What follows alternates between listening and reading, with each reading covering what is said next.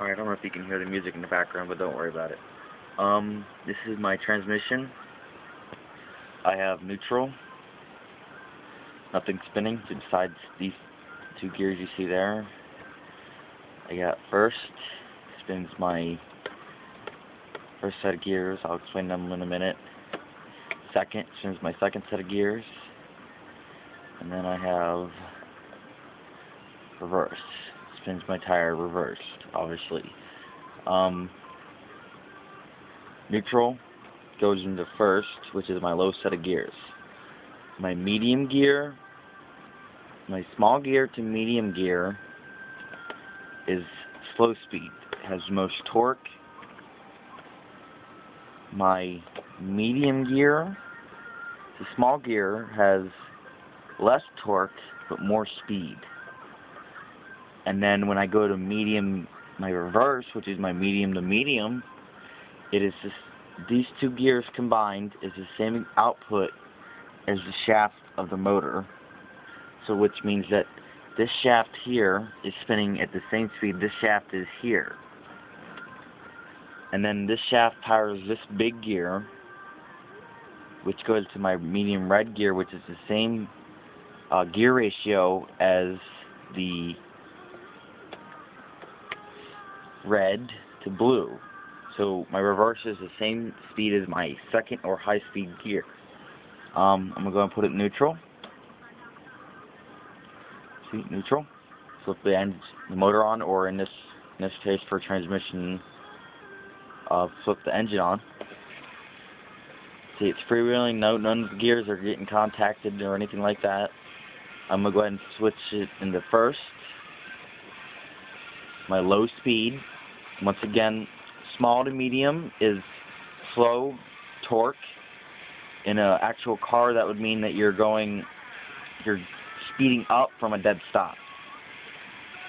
Or you're going to, like, I'm going to say probably 20 to 30 miles per hour. When you shift in second, you're probably getting up to 30 to 40, and then your third gear will probably be 50 to 60. Fourth gear would probably be anywhere up from there. If you had a fifth gear, it might be close to 100. And then my reverse, it should be slower because you don't really need to go that fast in reverse. But it's the same speed as my as just gear ratio. That's the only thing I can get the match up right. And then neutral. I'm going to run through them again.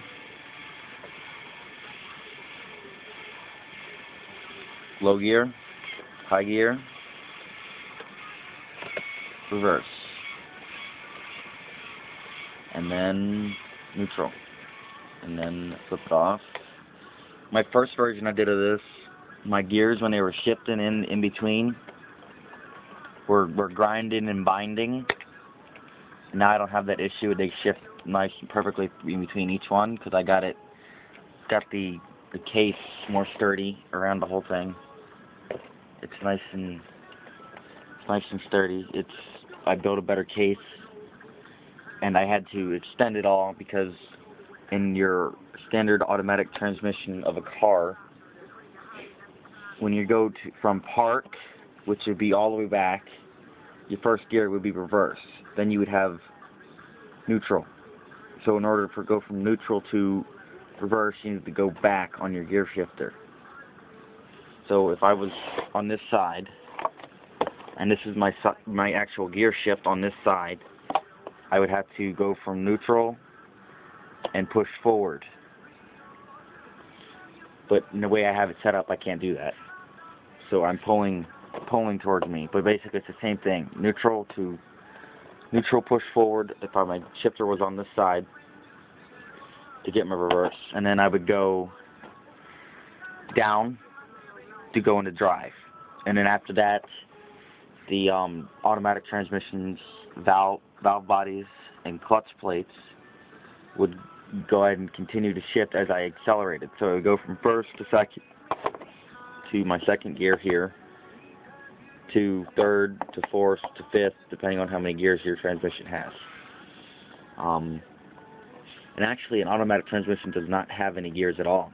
It's clutch plates and pressure that speeds up your car, and brake, like the little brake bands and stuff. If you really want to know how an automatic transmission works online, just look it up online on YouTube. There's plenty of videos. Just look it on Google. It'll give you plenty of information there. This is just my transmission. I did it for a senior project that I had to do. Did it on automatic transmissions. I don't really want to go into that because I just spent 4 hours working on a PowerPoint for it, so I'm tired about talking about it. So I just made a simple transmission to show how a transmission shifts and gear ratios and stuff like that. If you did watch, thanks for watching. This is my two-speed automatic or two-speed transmission with reverse. Bye.